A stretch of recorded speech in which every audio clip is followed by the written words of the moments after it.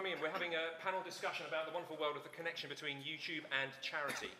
Charity which nobody likes to talk about very much, but this afternoon is going to be the focus of the attention for the next 55 minutes. I'm going to lightly skip through these wonderful people who are here to talk to you this afternoon. It's a little bit like me trying to introduce Barack Obama to the American people, since you know far more about these people than I do, which is exciting. So on our left-hand side we have Lindsay, who is the creator of creators, the best, coolest mum in the world, and also a fantastic... Kind of in the name, isn't it?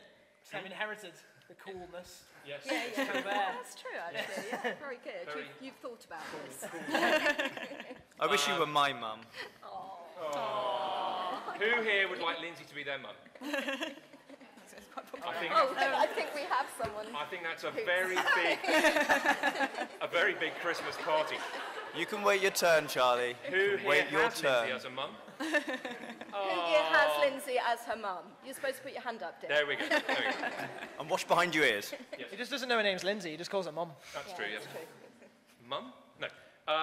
Right, so Lindsay, who's also spent a lot of time recently engaging with Save the Children and other organisations, promoting activity online like anti-bullying things and visiting various different projects for Save the Children as well. We have Ben, who rocks the reddest of hair. Yeah, now he explained beforehand, I ruined his introduction because my hair's no longer red. I'm sorry. It's right, it's right. I was going to make You had some good jokes, didn't you? No longer being there. But at the same time, he has beaten me to that gag as well. Yep. So Ben, as a bunch of you already know, a fantastic journalist and writer, but also taking YouTube by storm now that he'd finally got onto Richard and Judy's stage. He had to go and find something else exciting to do, so he's taking over YouTube as well. Jack, who you all know. That's how you pronounce it from now on, exactly. everybody. If you're French, Jacques. If you're not. Comedian par excellence, who's rocking this evening upstairs. He's basically shutting the whole place down at 8:30. He's going to stand up and say, go home, that's it, Well, game over. Not exactly. Well, that's essentially it. But there's going to be a performance at 8:30, so that's going to be good. I hope you can see that. When he says performance, it's 3X rated, and it usually happens in Amsterdam, so don't get it mixed up. It's very exciting. And the other side of this is we have to be grateful for the fact that he stopped doing maths at an early age, because he describes himself as 1/3 of the duet, which is Jack and Dean. I'm excited about the fact that his comedy is far better than his maths. That's a good thing. And then on the far end here we have Linda. Linda works for Save the Children. Her role is to save children. She does it very well. Linda looks after all the digital marketing and the social interaction for Save the Children, so she commands an enormous audience of people and persuades them to do great things, which involves raising money, volunteering, and campaigning on behalf of different folk around the world who are in a relatively rubbish situation, and people in the UK as well. So that is your awesome panel. I'm Martin. I spend my time helping charities get the best from digital things. Used to work at Comet Relief, and currently work with people like Cancer Research, Save the Children, UNICEF, Oxfam, and various others. So I'm going to start with a quick question for all you lovely people who are out here. Who here makes content on YouTube? Hands up, especially in the corner over there. Who here consumes tons of content on YouTube and really enjoys it? Ben hates YouTube. You heard it here first. He doesn't want to make any money from it at all. And who here has spent a bit of time recently looking at any content that relates to changing the world and that kind of thing? So campaigning content from organisations around the world? And just in a vote from kind of hot or not, who thought the content was good that they saw?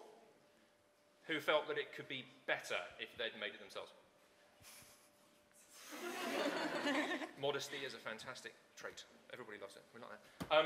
And just quickly shout out, which organisations did you see some content from over this area here? Anybody that's looked at something online to do with making the world better? Organisations or campaigns? Don't be shy. Be even less shy. I've been watching stuff to do with Syria. Syria? Anything else? Gosh, too much. Okay, too much? Yeah, interesting campaign? Save the Children. Perfect. Anybody else? Over this side, what have you had a look at recently in terms of any kind of charity content or stuff that's to do with making the world better? Providing water. Yep.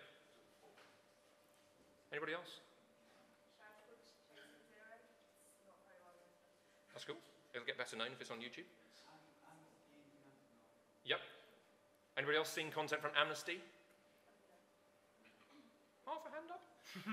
Perfect, awesome. And do you guys currently follow across social media any charities? Anybody here that follows a charity on social media at the moment? Names that you follow, just shout out.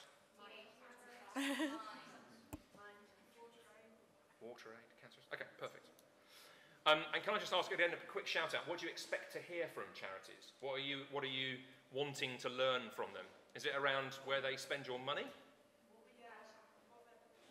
What they're doing? What you can do, right. And is that from a point of view of volunteering and getting involved with them? Anything. Cool. And since this is a YouTube fest, you expect to find that through YouTube, or do you expect to find that through Twitter, Instagram, Facebook, YouTube, everything together? Perfect. So the aim of this panel is to talk a little bit about the connection between YouTube content creators and charities and the organisations out there that are trying to make the world a better place. So I was wanting to just start, perhaps, with lovely Lindsay. Perhaps you could talk a little bit about how you connected into Save the Children and what you have done with them. And the other thing to say is, if people have got questions, can you stick a hand up or stand up, or in primary school, and if you've got a lolly stick that's got your name on it, then you have to bring that up to the front here and deliver that to Lindsay. Yeah, I'm a primary school teacher. I teach year 6, that's what we do. Basically, I started my channel because I wanted to make an anti-bullying video. And that was the whole reason for my channel. I think it was a couple of years in, Save the Children actually contacted me via Twitter and said, would you like to be, they had 2 mum bloggers, and they said, could you be the mum vlogger and come with us to Mozambique and follow a vaccine, basically, to promote vaccinations. And for me, it was an absolute no-brainer. Unfortunately, it was during half-term, so I could do it. And it was just the most amazing experience, and seeing the aid in action, I think, was probably what really got to me. So that's where I started and have continued. And I still do anti-bullying stuff as well. And what was the sort of one thing that made you think that Save the Children was the right organisation for you to be doing some work with? I think the thing about, as I work with children, Save the Children, it used to be called the Save the Children Fund. I don't know if anybody remembers that. Well, you wouldn't because you're too young. But I'm too young as well. Yeah, I'm the old person here. But it kind of resonated from my childhood as well. I didn't actually realise the extent of the amazing work that they do until I started to work with them. But it was just, I knew that, and yes, you know. And they're just an amazing charity, I have to say, hand on heart. Oh, thank you. You're welcome.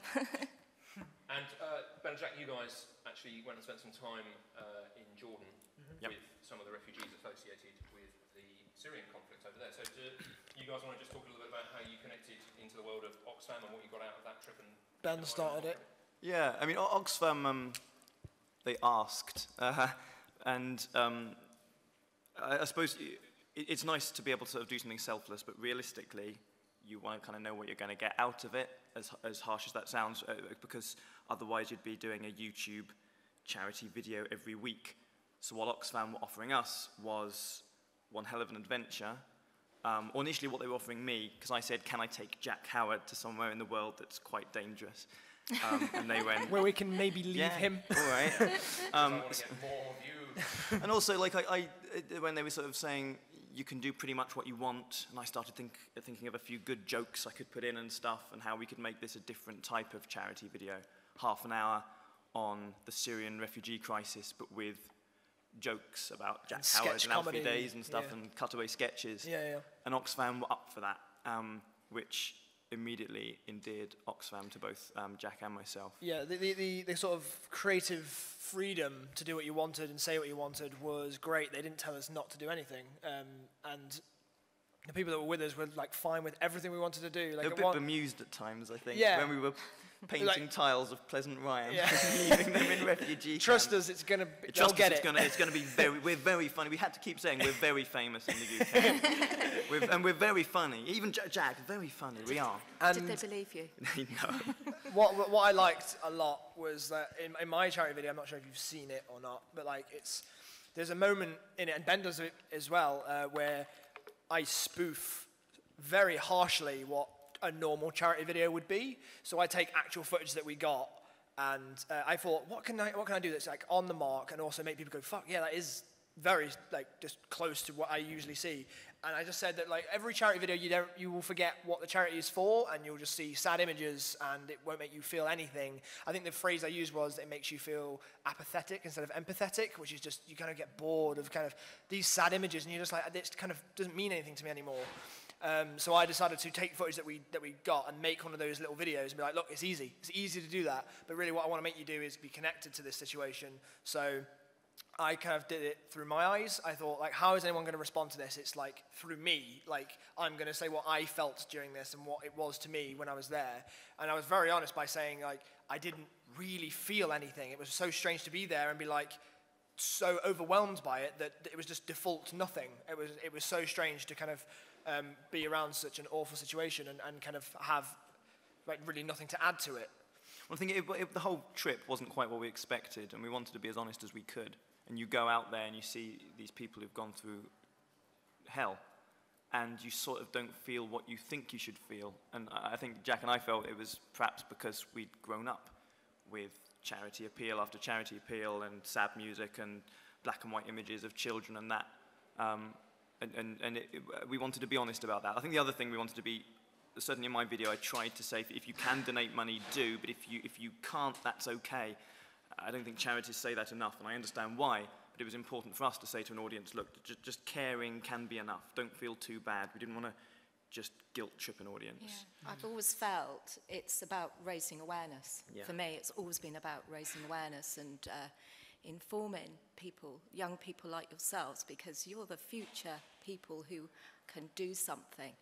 And to me, that has been always the most important part, not raising the money. I think it's also important to remember there are other things you can do to support charities that don't cost anything. So one, raise awareness, use social media to tell people about issues that you really care about. But also lots of charities do campaigning to the government to ask for change. So we campaign to make change for children here in the UK and also abroad. And you know, just adding your name and fighting for those children's rights is as important as giving money. So don't feel like you can't do things because you don't have any cash. That's not the case at all. Did you guys spend a bit of time sort of reminiscing about it when you got back? Because I think often you... For ages. In the moment, you're slightly numb to something because it's very foreign to you and you're trying to soak up a whole lot of stuff at the same time. But then actually when you come back and sit with a cup of tea somewhere in a cafe together and you're thinking about the content you might produce or stuff like that, actually start to... I think it came out of us wanting... like, because I mean, we went in November of last year. Yeah. And then we didn't upload the videos until January. And so we had that footage for a while and we kind of mulled over it, me... especially coming to Ben and being like, how can I talk about this? I struggled a lot with the scripting of it.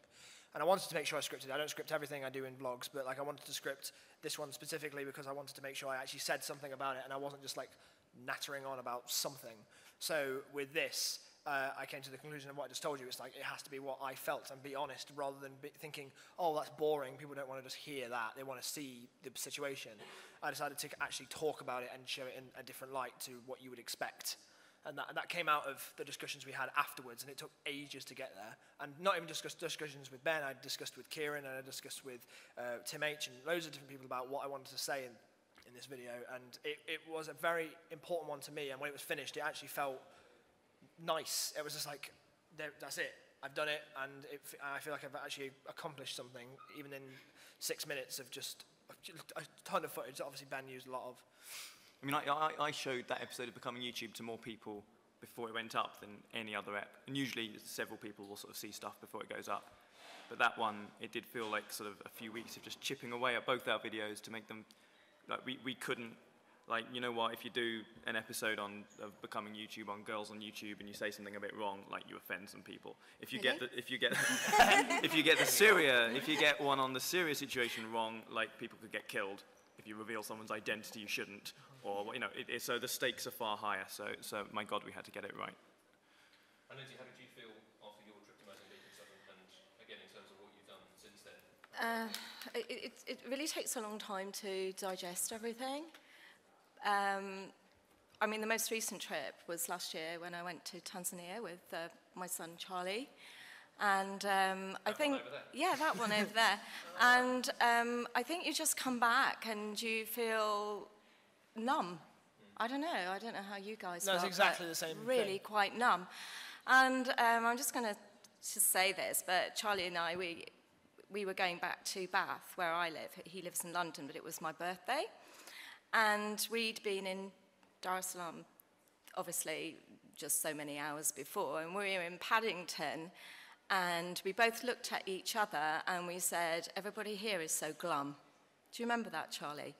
And it was just like, in Dar es Salaam, when you've got huge hunger problems and issues, it was just so much happier. And it's just things like that you don't expect, but those kind of things hit you. It was the same in the refugee camps, wasn't it? It was so smiley. It's they called the main street the Champs-Élysées. Yeah. In nice, It's sort of sarcasm to it. And the kids as well. And in the video as well, like there's a bit, because they're obviously in a shit situation, and there's a bit in my video where I show that overnight someone's lost their house, and there's just flooding everywhere. And what does the guy say in the sarcastic? Go fishing now. Yeah. Now we'll start fishing, and it's just like you're still kind of making light of it, even though you're in this bad situation. Whereas, like, in comparison to here, like we've got what have we got to complain about? Bus is late. Oh shit. Can't get the Wi-Fi. We can't. That is a big one, though, Ben. That is a big one. Do send in your money for that one. World problems. Yeah. It does, you do get things in perspective.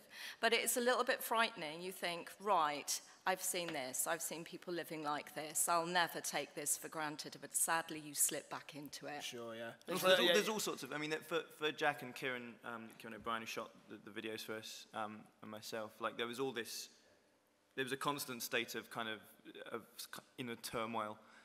Like, we'd go and visit these refugee camps, and then we would get in the car and drive 5 minutes down the road where they'd be putting us up in a hotel. And it wasn't like the most luxurious hotel ever, but it was nice, and we were very comfortable, and that was Oxfam's money, and they were paying for 3 of us to be out there, and was it worth it? Did they lose money overall? Would they, like, all these questions. So from a charity point of view, Linda, what do you feel is the significant value that you guys get back from being one of the people who are able to go out there and tell your story? I think it's really important to us, for charities, to get your voices to be the ones telling the stories, because you're doing it to huge audiences that we just don't have access to, and most people would be bored to listen to the stories that we're telling, whereas you're telling it in a way that's more engaging. And charities are really struggling with creating content that will engage audiences, just because we're still stuck in that quite old school way of doing things, and we're trying to get out of it, but it will take some time, I think, for the charity sector to really learn and understand, whereas everyone has grown up with YouTube, gets it, is creating the right kind of content. So I think there's huge value to charities, and also you get mainstream media coverage from that content too. It's not just in the YouTube space. Obviously, there is a balance between how many people charities should take on trips, and it's something for us, certainly at Save the Children, we consider very carefully before agreeing to it, because there are other ways that vloggers can get involved right here in the UK as well, which obviously doesn't have the cost associated to it. So I think there's a balance, but it is still really valuable. And how do you as a charity cope with the fact that if awesome talent is let off the lead and is able to engineer its content in its own way, is there any risk associated with that in terms of how stories are told when it's actually dealt with in an open, honest, transparent way rather than kind of glitzed up? Of course, there's huge risk associated. You've got to hope that your projects are really good and robust, that they're seeing, because obviously if there's something that when you're on the ground you see a charity doing, you think that's not quite right, then you have every right to go and tell everyone about it. But I'd hope that charities are doing the right thing in the right places around the world, and I think from your experiences, I hope you'd agree that that is the case, that you had positive experiences on all your trips. But yeah, I mean, I think we have certain guidelines if vloggers go out to make sure that they're not putting anyone at risk. As you say, in the refugee camp, obviously you have to be very careful about who you feature in the films and that kind of thing. But within guidelines, it's fine. And I think people should be free to create the content and talk about it in the way they want to. The difficulty, I mean, what Jack and I had to really work at was just getting the jokes right. Because like privately, when you're heading off there and even coming back and stuff, we were still making jokes that we couldn't put in the videos, but like we were seeing some kind of difficult things, and so you do deal with that with humour quite often, and then you think, oh shit, should I have said that? That's kind of inappropriate. So it was about getting that right, and I think that's where Oxfam was probably most nervous of what we might say next. Yeah. Random question, since the audience is here and potentially other people who provide this back to you, but where do you get a sense of what is appropriate or not? If it's funny, I mean, I think that's what we kind of, if something's... It's funny. Yeah. Yeah, pretty much. If Yeah, something's like- funny, I think you can justify pretty much anything. That makes sense, actually. Yeah. Because if it's inappropriate, it wouldn't be funny. Yeah, I think so. And if it kind of makes you go, oh, or whatever, like, if it make, yeah. I think that, like, we hit the line quite nicely, actually, with everything, and we kind of balanced it with sincerity and with humour. It's about understanding the difference between the subject matter of a joke and the target of the joke. Yeah. You know? We weren't laughing at them. That's a very different thing. We weren't making videos pointing them and laughing at them at their situation. Absolutely not. That was the opposite of what the video was about. So I think that in the kind of atmosphere and the tone of the entire video was not that. We can also make... Because I made a joke, very stupid joke. I just said that their situation was intense because they were intense. And it was just like, I can make that joke and look at the camera. 8:30 to 9. Yeah. All of that. Yeah, I'm just going to tell that joke again. And yeah, that's what I just said that, and I was just, I can get away with that because that's when we took away your passport, isn't it, Jim? Yeah, it is. Yeah. Never travel anywhere again.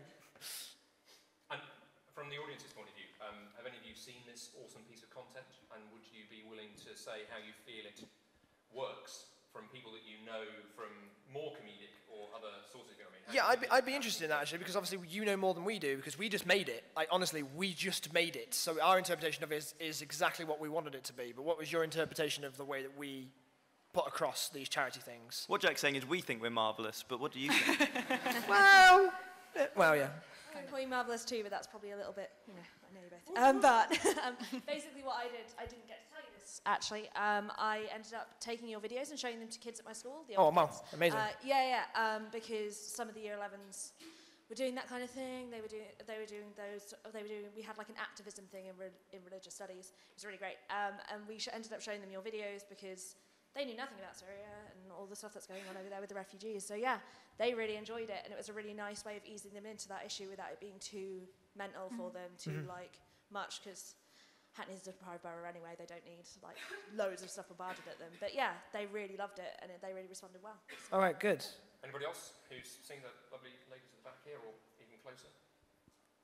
I watched it like a couple of days ago because my friend recommended it to me, and it really opened my eyes to how much we get compared to them. Like, it made me realise that I can be a spoiled little brat to my mum, and I went down to my mum afterwards and I was like, I'm really sorry, like I took life for granted really, but to compare to what they have. So it really opened my eyes to how we live compared to a third world country or something. Thank you. Anybody else in the far corner over there? There's some desperate hand waving going on. we're either about to drown or there's an exciting question coming. Or both, maybe. Pick any one of the 400. Oh, I think you did a really, really good job about doing it as well, because not only do you have the whole, like, dealing with comedy, but you're the famous YouTube celebrities, and it was amazing how well you handled the video that when I was watching it, when it was released, it wasn't just that I was watching the people that I watch on YouTube there, like, it also made me think about the crisis, which I don't know how you did it, but not only was it funny, and not only was it watching you guys there, it was also very much informative, and I really think if more YouTubers can make videos like that, it would be really, really helpful. I think you did a really good job. It's because they're brilliant, that's how they did it? Yeah, you're basically just amazing, that's what I wanted to say. There better be a check in the post for that as well. Anybody else? Lovely lady down front here. Hi. I thought it was really great how you sort of balanced the comedy, and I was wondering, are charities like doing more sort of, you said that the videos they're really quite generic and they don't actually make you feel anything. Are charities doing more sort of risky projects to try and see other ways that you can actually communicate to the public? Yeah. I mean, I think one thing is there's different audiences engage with different kinds of content. So some people, you know, they're very emotive stories that maybe called boring, some people really engage with, and that drives them to want to get involved with charities. But one of the projects we're doing at Save the Children, you can come and visit us afterwards at our stall, is we're actually looking, and we've been running a project called Vlog for Good over the last 6 months to look for someone to take over our channel for the year, and we're asking them to vlog once a week and curate our content for us, because we don't know what should be working on the YouTube channel, we need help. The idea came from a group of vloggers who came together and told us we were doing it all wrong, including Lex Croucher, who's very vocal about it. The channel's rubbish, sort it out. And from that, they came up with this idea. And so we've got 2 finalists now that we're asking everyone this weekend to vote on. And one of those will go on to work with us for a year and look after the channel. Okay, so we're hoping those kind of things will improve our content. Can I just say very, very quickly, thank you very much for what you all just, like the ones who spoke just then, thank you very much. Like it's not only is it wonderful to know that what you try and make works, but then just hearing the comments actually genuinely back to us, like, and what it meant to you is really just wonderful to hear, so thank you very much. Is there any gentleman in the audience that's willing to be slightly emotional and explain any impact of this content on them, or is it a foreign entity to all lads? Way! the man in charge. I think one of the best things about involving the comedy is that when you get the more serious sort of guilt-inducing adverts... Guilt-inducing, good. Well, I have a way with words. I think with those, that leaves opportunity to make more inappropriate jokes, because when you're outwardly saying, this is funny, this is inappropriate, then you're drawing a definite line, and obviously it's relatable, it's more engaging to say, you know, involve the humor, but I think it's dangerous sometimes to be so completely serious, because you leave it open to negative interpretation then. Cool. Cheers, man. Yeah. Any other chaps want to say something exciting? Any questions at all, anyway? Shyest group of gentlemen in the world. On the front here, I think we've got, she's very eager, she's waving at that. I just want to say one thing about the video that I thought was really powerful. It was the bit you mentioned earlier about the man when he made a joke. It wasn't actually one of your jokes, but his joke. He's very funny. He'll be on at 8:30 tonight. He'll be on at 9, Jack. He's headlining. About going fishing. It was just, that was, like, for me, watching the video, I only watched it 2 days ago, but it was really, like, although it was a joke, that's what kind of made it more, I don't know, it just sort of... Kind of hits you more, doesn't it? Yeah. Because you know that that's exactly what I said beforehand. I said before I introduced that clip, I was like, if you're like me, you'll deal with things by making jokes and kind of like approaching it with humor. And so do they. And then I just showed you that of him being like, oh, self-deprecating humor, just like, things are shit, but I gotta keep a smile on your face. So like, it's very relatable, and it's even all these thousands of miles away, and in this different situation, they're not different from the way that we react. They're not like different people just because they've got a different culture and society and stuff. They're not like different with the way that they deal with things. When the tents were flooding, they were filming it on their phones. Yeah. Like, just like us. It's very much like the comment you made, Lindsay, around coming back to Paddington, which is invariably actually the one thing that's different to us, perhaps, is the fact that even in the shittest of situations, they'll try to find something good about it and get through it. Whereas, because the train's 2 minutes late and our shoelace got caught in the door this morning, or something went wrong in the microwave earlier, we'll have a big blurb and blog about the fact that everything's shite, rather than trying to find the good side of it. Yeah. Maybe not. Oh, I don't know. I'm not sure if that's true, actually. I think thanks to Twitter, we all make jokes about everything. Anything going on, don't we? Yeah, probably. But one of the things that really occurs to me, I'm just going to change this subject slightly, from the campaigning work that I've done, is the amount that people like you guys want to get involved and how you can get involved. And the thing is, I really want to get over that you can do so much yourselves to make a difference. And, you know, I'm always wondering how can we involve the audience more to make a difference, but I think probably Linda can explain this better than I can, but every tweet you put out on, every tweet, everything you put on Twitter, everything you retweet to do with Save the Children, to do with any particular campaign, that is watched by the government. The government looks at it.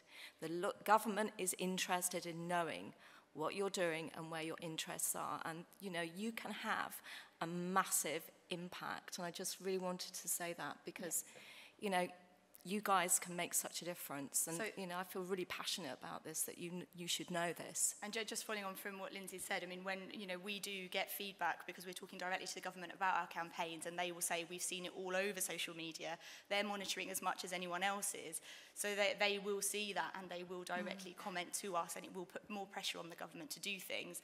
And slightly separately, but with our current campaign for Gaza, what we've seen is that around 30% of all the campaign sign-ups coming through are coming through from Facebook and Twitter. And so the more people who are retweeting and spreading the message, and more people are signing up to that petition, which we will be heading into the UN to hopefully really push for a lasting ceasefire in Gaza. So these things do, you know, really mount up, and every one tweet really does make a difference if we all come together towards the same causes. Yeah, so thank you if you do that.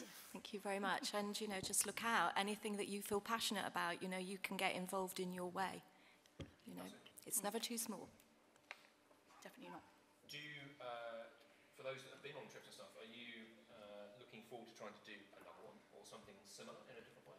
I was planning to, but then things got messed up. I was going to go to Africa with my friend Louise, Sprinkleofglitter, but then things got messed up. But like, I'm always, especially after the Jordan thing, I'm always like up for doing something, because like, number one, like what Ben was saying, great adventure. It's great to kind of have that experience and do that sort of thing, but also at the end of it, you are doing something cool as well. Like, you've got that, you know that you're actually going out there to do something about it and help, and it's not just let's go on a holiday. It's like a new place that you would never have gone, and people that you would never have met, and you have no idea what that's going to do to you or have an impact on you, and how that will change you. So I'm very always up for doing stuff like that. Yeah, it's not a jolly, is it? It's actually, you're working all the time. You're working flat out because, you know, you want to do and give the best that you possibly can, don't you? So, but an amazing experience at the same time. Do you guys feel that YouTube or Google as a corporate thing should do more to help you make the world a better place in a different way? Do you think it kind of should promote content that's... I think we've got a question. Oh, exciting. We've got a microphone for you. Hold on a sec. I feel that within mainstream media, like promoting it, they're more promoting it to adults, like people that can donate, but like on TV and in newspapers and stuff. But within doing it in Google and in YouTube, it feels like you're making it accessible for like a younger audience, and like letting them know that they can help, even if they can't donate a lot of money or stuff like that.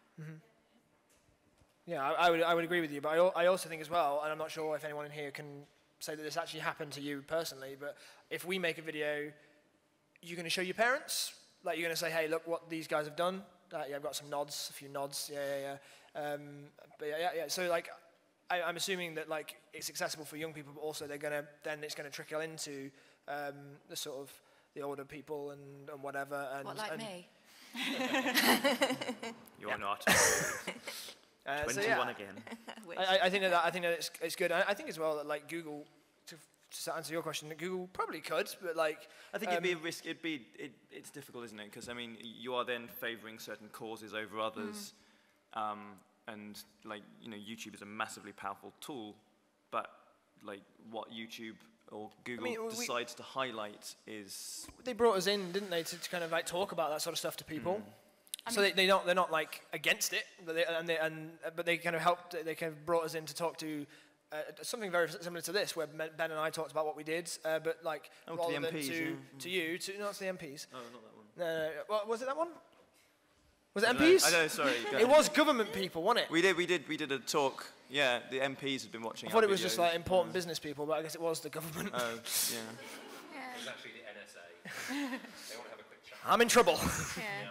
We actually, when Charlie and I went to Tanzania, we actually ended up in a room doing a live stream with Bill Gates. Because, you know, that was unusual. Yeah, but...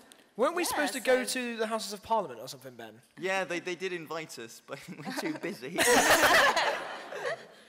a big enough gig. Yeah. Maybe they ask you again. And I mean, Google and YouTube do lots with charities, and they do help us a lot anyway. They give us grants for our for paid ads online on Google, and they also have supported us a lot in the last couple of years, advising us about how to use our channel better and giving us hints and tips. Let us use the creator space and all that kind of thing too, and connect us up with other vloggers. So that they do work with charities as much as they can, but obviously there's only so many charities I guess they can put lots of time into. But yeah. And if you guys, I think there's a bit of an experiment in the world of YouTube in the States at the moment around being able to actually kind of crowdfund content through your subscribers. And would you be interested in having your community kind of direct where you might go and the things that you might like to cover, or would you rather work with a charity or an organisation that helps do some of that kind of admin and provides you with some options about what you might do instead? I like to be in control of it all. Yeah, I do. Like the Vlog Brothers and Project Vsauce, I don't know how many of you are aware of that, but they every year will sort of offer a framework for anyone, like big YouTubers, smaller YouTubers, anyone at all, to make videos about things they feel passionate about. And I think that's the other thing it's important to say is that you shouldn't feel bad if you don't feel passionate about one thing, if something on the news doesn't really connect with you because something you feel passionate about, and we all have our things, is perhaps anti-bullying because that's something you can relate to more. It's like, there are too many causes, there are too many good causes for anyone to be able to selflessly commit themselves to all of them. So choose the one or the two that sort of resonates, that are important to you. Yeah, it's hard. I think that's really important because obviously what works outside is when you're being transparent and honest about how you feel about things. Yeah. And it's harder to do that if you're talking about an issue that you aren't connected to or that you don't really understand compared to something you've been through or seen and connected with. Yeah. And what are your thoughts around that? Would you be interested in kind of getting your audience to steer you? I'm with Ben. I think that it would be better if I constructed it myself rather than like kind of it being a sort of community-based thing, because then I'll be able to say what I want to say out of it. Because number one, it is like me trying to raise awareness about something or do something like along those lines. But number two, it is a piece of work at the same time. So I want to make something that is important to me. So that Syria video, number one, was obviously completely to raise awareness about the crisis in Syria. But then number two, I wanted it to be good, and I wanted it to be something that I could improve skills at and use my skills to do something good. So yeah, it's kind of, I'd rather have more control of it. I think we've got another question again. One second, just the microphone coming for you. I think it's better when you guys are in control as well, because like the reason why it's so powerful is because it's your personal thing. That's why we sort of relate to it, because we've watched loads of your videos and then we see you doing this, and then that's why we're sort of inspired by you. Yeah, I guess it's the your most, thing. that's why it's engaging, isn't it? Yeah. I guess, because you're not just watching some news reporter going, so I'm here in Syria, and here is what's happening in cold, hard facts. It's us actually talking to you actually about what we feel about it, rather than just... It's people you already have a relationship with, isn't it? You know how Absolutely. YouTubers react to other things, and so you want to know how they react to this particular situation. You trust them more, I suppose, don't you? You made a lovely little, kind of, look at this, look. It's got a lovely little diagram going on, like things we've been saying. It's lovely. Very good. It's the only way to keep my head sane. That says a lot about the inside of my head, which we're not here to talk about, thankfully. So, two random things then. The first is, in 1988, even further away, half of you weren't actually alive. Neither was I. Nor, 9/10 of you weren't actually alive. Everybody was I alive, was. apart from me. I was. It was a good year, wasn't it? Do you remember It was a good, oh, we had fun that year. Yeah, great time. I miss it. Like this, sweating in August. It was, I remember it well. Oh, yeah. It was warm, yeah. Happy times. It was a warm year. A couple of folks sat in a room like this and they dreamt up the idea of Red Nose Day. Anybody here done Red Nose Day? I did the first one. There we go. Oh, wow. I didn't even know the first one was... I did, in my school, where I did the first one and wore a red nose. Did you invent it? She started it. I started it. Oh, no, in Richard Brighton. Curtis, yeah. Just came in, just with a big pimple and went, oh, it's Red No, Nose it Day. was- yeah. I do remember it really well. I mean, I love any opportunity to dress up, I have to admit, and I was just the same in 1988 as a very new teacher, and we embraced it, having no idea what it would become in the future.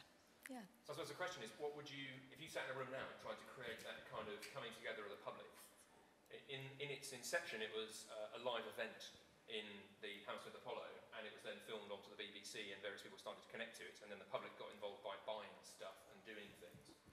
What do you reckon you would do now with your audience to create the similar kind of coming together of people to make a change happen?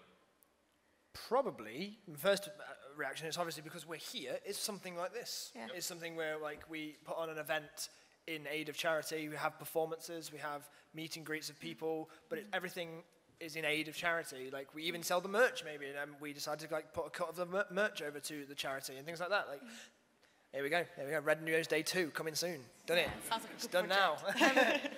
I mean, you can. I'm not gonna because I've no time. You sign yourself up there. No care. You know, I think we all should be open to new ideas, and you know, it's the whole creative thing, isn't it? And that's one of the things, the new campaigns that are coming up. I've been having conversations with Linda about and other people, and there's some really awesome things coming up, so please watch out. But it takes minds, doesn't it, working together and bouncing off each other to get these ideas, and hopefully you'll be engaged. Also, the nice thing about doing creative projects for charity is you can sort of, like, you can get away with far more. Comic Relief's always been very good at getting celebrities to do things they otherwise wouldn't do. And I don't just mean going off to places, but I mean sending themselves up and that. And that, as a creator, that's the exciting thing. It's like, okay, with the backing of Save the Children or Oxfam or whoever, what can we persuade people to do? Who can we get in to join us for a sketch? You know, then it starts getting exciting. Amazing Ricky Gervais one and Stephen Merchant where he pretended to be in Africa. Yeah. It's so good. Like if you haven't seen that YouTube, that's still the best Comic Relief sketch it is ever. the best one ever. Yeah, I think it is. At least favourite moment for me sitting on the call dealing with all the complaints afterwards. That's a separate thing altogether. And do you guys prefer to collaborate and you enjoy the opportunity to... Well, Ben said he wouldn't do it without me, so yeah. What I does that say? I said I'd only go to the Middle East with Jack Howard. That's 9:30 this evening. But in terms of that collaboration, do you prefer to work on things with other people, and do you enjoy going out with Charlie to interesting places rather than being on your own? Yeah, I mean, it was brilliant to go with Charlie because he doesn't. Any time to go? No, well, he's in London and I'm in Bath, and it was just absolutely brilliant to spend some time with him. Yeah, but I'd missed that one. Sorry, yeah. Oh yeah, just saying like I don't get to see him very often because he's in London and I'm in Bath. Let's meet in Africa. Yeah, and I mean it's a shared experience that we'll always have, and I think it's great. It's always great. I mean, where I work in school, it's always better to collaborate and bounce ideas off each other. I'd like to have more opportunities to do it. You know, really. Yeah. Yeah, I don't think I would have liked to. I wouldn't like to go to one of these new places without someone else anyway. Like, I wouldn't want to go just with the charity or something like that. Yeah. I'd like to have that sort of familiar. So, like, having Ben and Kieran was like, it was nice to kind of have that sort of, okay, I'm not that far away from home, really. I've still got the people I like with me, and Ben. And, I think that makes I think that makes a big difference, actually, because the first trip I did with Save the Children, I went with people that I hadn't met before. And it was an amazing trip, but it was lovely going with my son, I have to say. And I'd go with you guys. You know, None of you lot. Not one of you, except one. But you two. Oh, okay. Thanks very much. Gentlemen sharp. Any other questions from the audience at this point in time? There's some lovely waving. Run. Faster, don't trip over. This is something I've been being very British about, and you said right at the beginning of the talk, and I didn't ask a question then. Linda mentioned about sharing on social media, and I was lucky enough when I was a teenager to have people around me who got me really excited about charity directly and to get involved. But as I've grown up, I have started to hate anything posted on social media because I understand it's about raising awareness and I really want it to be effective, but I really don't think it's effective in my sphere, and I want to not be apathetic about it, but when I see all of these posts on social media about things that I do care about, it actually makes me dislike them a bit. So my question, do you know if there's a way we can use social media without spreading apathy, without like making it, diluting the waters, if you like? Wow. Big question. I'm not sure I have the answer to that one. Oh, good. Someone else then. Have you know where to start with that one? I mean, I think it's difficult. I know what you mean. There's so much noise online. How do you cut through? And as a charity, we find it quite tough because there's so many good causes. How do we get people to really support our cause? So I actually think it's about us creating great, engaging content that you want to watch. So we had a video that we did earlier this year, a shocking second-a-day video. I don't know if you saw it, concerning the Syria crisis. It's had more than 30 million views on YouTube. It's the only video we've ever really had that's had any success. The little girl? Yes. Amazing video. Yeah. Short film like that. Yeah, and it's like, so she's in London and she's going through the situation as it would be for a Syrian child. And I think it's things like that that actually, you can't engage with everything, so charities really need to up their game and make better content. And that's where the charity sector, as I say, is struggling, and that's why we're trying to work with vloggers to understand, and other communities online, to understand what's engaging, what's not engaging, what should we stop doing, and we need your advice to do that. That's what we're here for. Yeah. And do you guys feel excited about the fact that actually what's really special for charities is that you have a voice that is trusted and understood and heard, and therefore when you present some of these things in your voice, then actually it can get across in a way that it's much harder for an organisation to do. I guess it doesn't really hit us like that. Like, I don't really think about it in that way. It just kind of is a fact, you know what I mean? Like, I don't think that I have like certain power that charities want. I hope that they'll want to work with people like Ben and I, because we can do something creative with it as well. That we haven't just got, we're not just going to turn on the, and you wouldn't want us to just turn on the camera and go, hey, so save the children, and just talk for a bit. You want us to do something with it. So like something as good as that short film of the little girl going through the Syrian crisis as if it would be in London was an outstanding way of getting across to people what it is, and it also kind of works on the sort of when somebody takes a photo of themselves every day, that sort of thing. It kind of like come off of that and made that into like a good video. So I think that's the sort of benefit that we have as well, is that this sort of creative mind and the sort of wanting to make something good, and the audience. That's what I would hope anyway. I agree. Thanks, Ben. Good answer, Jack. Cheers. Yeah. Full of creativity. Literally a wash with it. Not for free, not here tonight. £10. 8.30, £10. Any thoughts on that, Lindsay, in terms of present things in a kind of more engaging way rather than just in a sort of totally factual way? Well, we try our best, really, and I, you know, it's a shame that you feel that there's too much there, and I can understand that. And I don't really quite know what the answer to that is, I have to say, quite honestly. I don't know. I think it's because, I mean, there's a lot of people posting about stuff because there's a lot of shit going on in the world. So it's just, that's just what it is, and I guess... And I think, you know, people will be posting it because they're passionate about it. They're not... I think it relates back to what you were saying earlier. You need to find the one that you're passionate about. Yeah, that's right. Don't feel like you have to care about everything. Because there's a lot of rubbish out there, and personally I'd rather see that. I'm not going to talk about some of the things I don't want to see. That would upset me far more, actually. Now we've got about 2,500 seconds left before we finish this excitement. So, other questions? It was just like getting people engaged. Like over the summer, I was part of a program that was like, you picked a charity you felt passionate about in your local area, and that made people like so much more interested in what we were doing because they knew the people was doing it and it would help like near you. Because a lot of people, they're not like not interested or not engaged, but like you see it everywhere and you just don't completely understand what's going on. So like when you see like personal experiences from like people like you guys rather than like the charity itself, it makes it much easier to understand and to like connect with. So you actually then start to feel like passionate about it rather than just seeing so many people like retweeting like things directly from the charity to try and hopefully get awareness for it. I know that, especially when I went to Mozambique, the comment that I got from people was it was nice to see an ordinary mum doing this, you know, not a celebrity, just some, you know, a mum going out to Mozambique and being involved and you know, yeah. No. So another quick thing just before we finish. Do you guys feel proudly part of a kind of global YouTube community, or do you feel that you're flying the flag for UK YouTubers, or do you feel that you're your own person regardless of what that kind of wider population is? I don't see it so much as a geographical thing. It's more, I feel that I'd like to think maybe that I'm part of a movement on YouTube that's trying very hard to make good stuff. Yeah. Because a lot of YouTube isn't, is it? Yeah, I think it's easier to not do that, and I think what we're trying to do is make things like engaging and entertaining at the same time. And educating. And all the good ones.